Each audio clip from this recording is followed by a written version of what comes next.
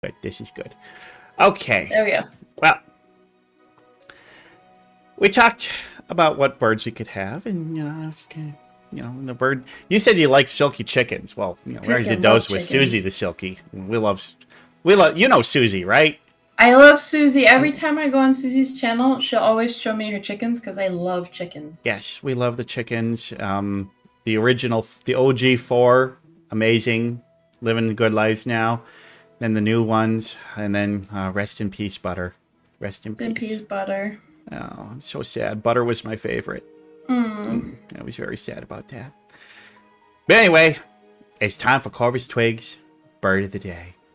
Today's bird, well, we've talked about this particular species of bird before, but we haven't talked about it on Bird of the Day. We talked about a specific member of this species of bird. It is a large bird. It is a majestic bird. It is a beautiful bird. It is my favorite type of bird that loves the water. That bird is the Laysan albatross. Now, we've covered the wandering albatross before, which is the largest species. With the Laysan albatross, they're a little different. There's some differences between them, but I mean, look at them. Look how smooth that bird is. How is a bird that smooth? Eyeshadow. I know that. God, love the dusky eyes eyeshadow. On fleek. I want to say that maybe this bird's name is Furiosa or something. Kind of got the Furiosa look to it. That's timely. That movie just came out. It kicks ass. Go see it. Yeah, the Laysan albatross. I mean, just beautiful, sitting there in the field. There's so many interesting things. Yes, like a waxwing, another famously smooth bird. Now, these birds about 32 inches long. That's from beak to tail. So that's like decent size. A little smaller than a goose, but oh my gosh, the wingspan, 77 to 80 inches. That's a big wingspan. That's what albatrosses are known for. Gigantic wings. Yeah. That's huge. Mm-hmm. And they're going to weigh, well, so females are going to be like between 4.2 to 6 pounds, and the males are going to be between like 5.5 to 9 pounds. So the males are going to be a little bit bigger than the females. And they also have a very long lifespan. The average life of them, if they reach adulthood, they're going to live to be about 50 years old. Nice. Pretty good for a bird. Wow. Yeah. Albatrosses are some of the, they're up there with parrots in having very long lifespans. They do very well for themselves. Well, part of the big things that they do so well is that they're kind of big, and they spend a huge amount of their time up in the air. So they really don't have a lot of natural predators. Once they're adults, not a whole lot of things eat these. They're pretty safe out there. Not a lot of hawks and eagles flying out over specifically the Pacific Ocean. As you can see, they are a Pacific bird. You can see on the map there. Mm-hmm. It's like the wandering albatross is more of a southern hemisphere albatross. This is a northern hemisphere albatross. So they kind of like the temperate to colder regions of the Pacific Ocean. So they get decently far south, but they're, not quite. Basically, that line there is basically the Tropic of Cancer or something, just above the tropics. And it's a very pretty bird. Now, you can kind of see there's that little tiny dot in the middle. That little dot is Hawaii. So they do nest in Hawaii. Oh. Yeah, do some nesting there. I'm not even going to try and pronounce their scientific names because those are long words.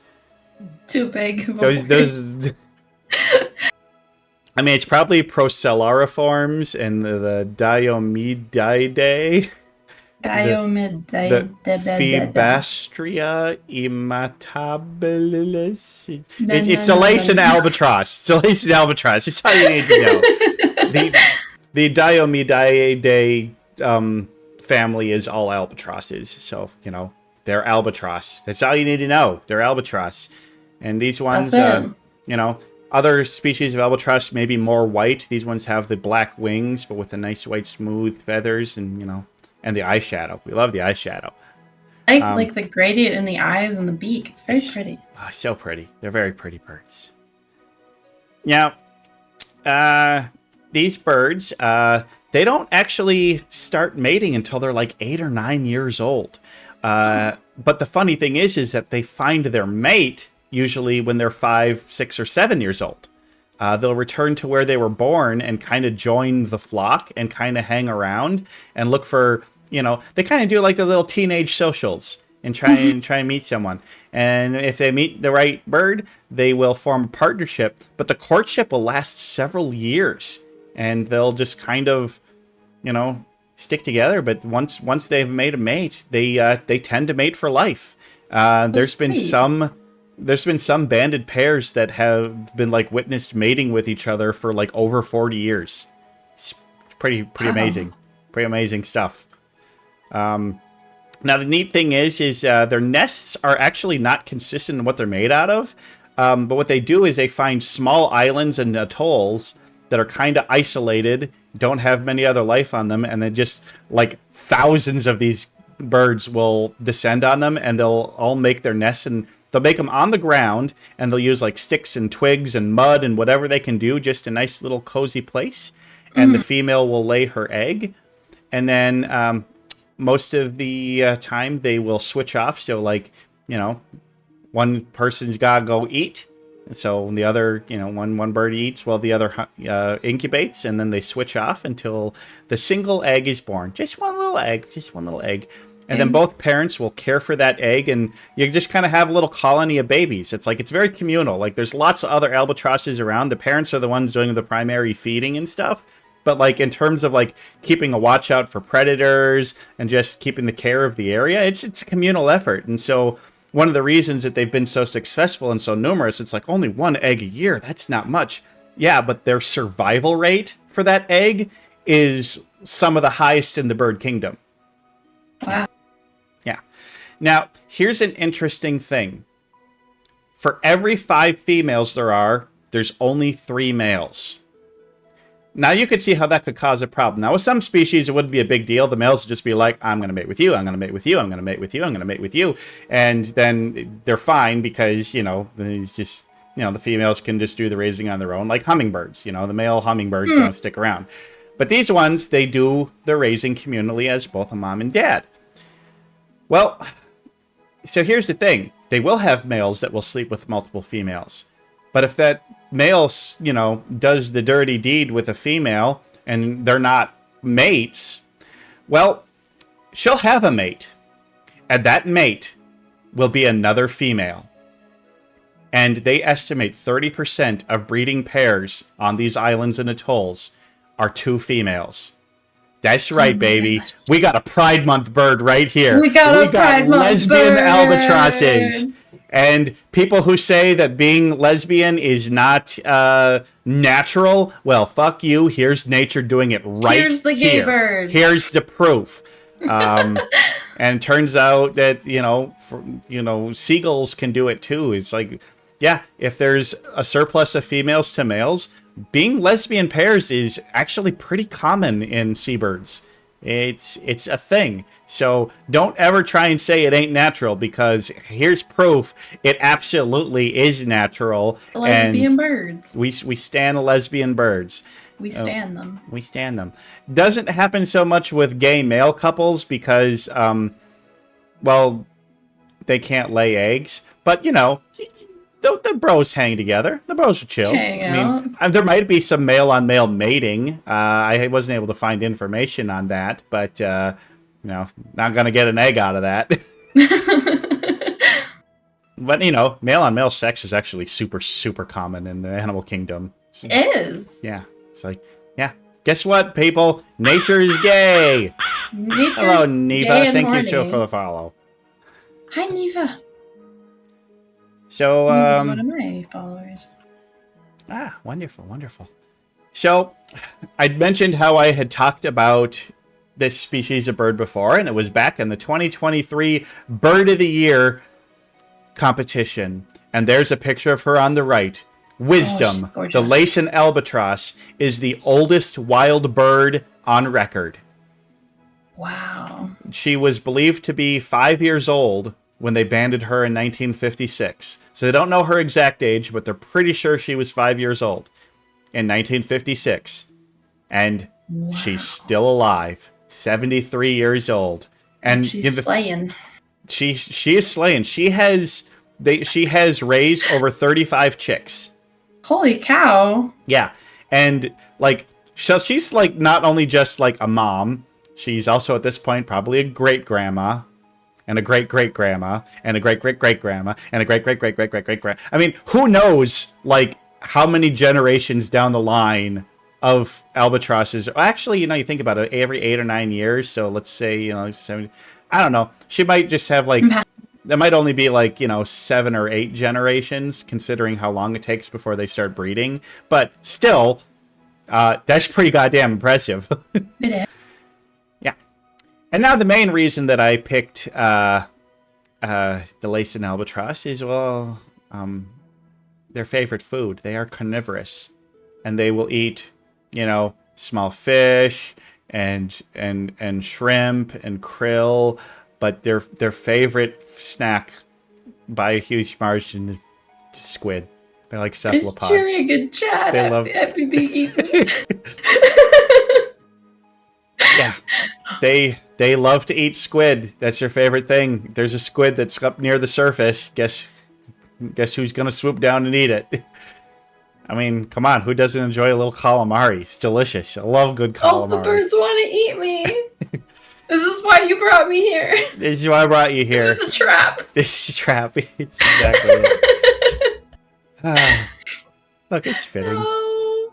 Look, I think you're too big. You're not normal squid size. You're like I don't think they go after giant squid. Well, I could imagine the squid I based off of is a very tiny squid. What kind of squid are you based off of? I think it's a Hawaiian bobtail squid. Oh, Hawaiian? Hawaiian? You mean near the islands where they most like to, Oh, no. Yeah, that's probably like their favorite treat. I'm sorry. Oh, no. When somebody said you were a snack, this isn't what they meant. No. They were literal.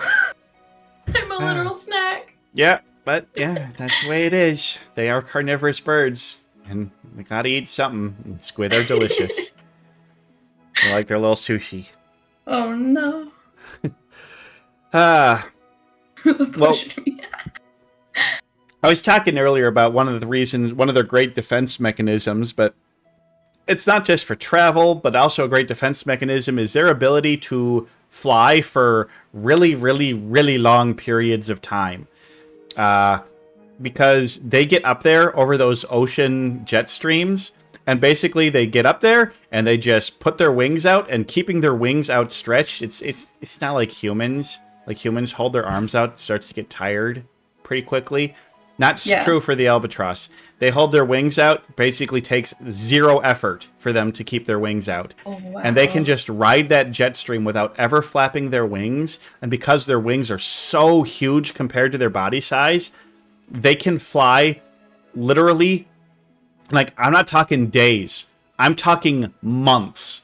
They can go months without ever landing. They sleep while they fly. It's amazing. They're just like, all right, I'm up here.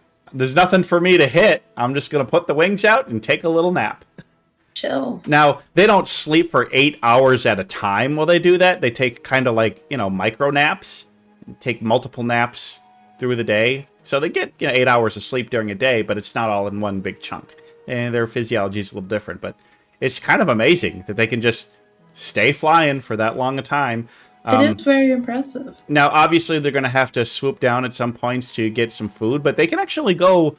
They can go considerable amount of time without eating if they gorge themselves on squid.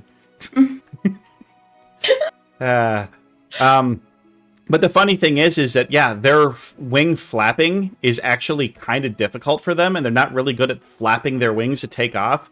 So if they're, like, on a flat surface and there's no wind, they can't take off. They need wind. They don't necessarily need wind, but they really have a tough time of it. They almost need like a hill to go down or something to really get some speed to take off. But like on a flat surface with no wind, they ain't gonna be able to take off. They need that wind to really get them going. And but luckily they out by the Pacific Ocean, it windy out there, so they windy. It windy. Yeah, heckin' windy. Heckin' windy. So. Yeah, I just think that's interesting. Not good at flapping their wings, but they're just like little gliders. Just go forever. Mm-hmm. Now, another interesting thing about it is that like they live out in the Pacific Ocean. Not a lot of fresh water out there, but a bird's still got to drink. Well, they can drink seawater, and they have a tube nose, it's called. It's like a little filter inside their bill, and it filters out the salt. And they can basically filter it and drink salt water. That's pretty damn cool. Wow, that is cool. Yeah. I cannot drink salt water. You must constantly be submerged in salt water. So it's kind of my favorite snack. Yeah. Get some salty water. You know when you're craving something salty? Yeah, just drink. There you go. Just drink a little salt water. Drink some salt water. I tell you, having grown up in Minnesota around lakes, and you get the little bit of water in your face or something, or a little bit in your mouth, it's like, kind of gross, but not too bad. And then you go to the ocean, and you get seawater in your mouth, and you're like, ah! You feel it just dehydrate your skin. Your eyes start stinging. Your mouth goes dry. Yeah, it's weird. Confusion. Well, but the last bit that I have to say is a very good thing. They, on the endangered species list, they are a species of least concern. And in fact, over the last 20 years, their population has actually grown. That's a good thing. I know, you'd think with like the warming seawaters, it might cause issues for them. But nope, they've adapted just fine. And yeah. I can see them adapting fine because if seawater's warming, that keeps more fish to the surface and they take advantage of that. I could see that, yeah. Not good for the fish, but good for the albatross, yeah. Terrible for the fish, terrible for the squids. Yeah. Good for the bird. Sorry to traumatize you like this. And then lastly, here's a nice picture of a nice community. As you can see, they're really cute. They flock in the thousands. And here's a wonderful little picture of them. So my thoughts, I mean, they're a seabird. I typically don't like water birds. You know, gulls and skuas and petrels, but the albatross, I mean, I just have, like, I'm in awe of the albatross. Their ability to fly, they're just, I mean, just everything about them is just like, this is a model example of what a water bird should be. Got a shape to them. Very interesting shape. I love their beaks. Got such a cool little beak. Got that little pointing down thing is to help them grab onto slippery things like fish and squid. And they look like they'd be nice to hug. Yeah, I would. Good hugging shape. I would hug them. I don't think an albatross would very much like to be hugged, but probably not. Yeah. I'm not really sure how they act around people. They don't seem to. They live in areas where there's really not a lot of people, you know. But you know, obviously there's you know. People have a good relationship with them. I mean, one of the big cultural things is they don't specify what type of albatross it is, but, you know, the classic rhyme of the ancient mariner, talking about the old sailors thing is how it's like killing an albatross is considered extremely bad luck for sailors. You know? I could see that. Yeah. And you get an albatross hung around your neck, and it's bad luck, and then Iron Maiden writes a song about you, and it kicks ass. But yeah, I mean, they love the Laysan albatross.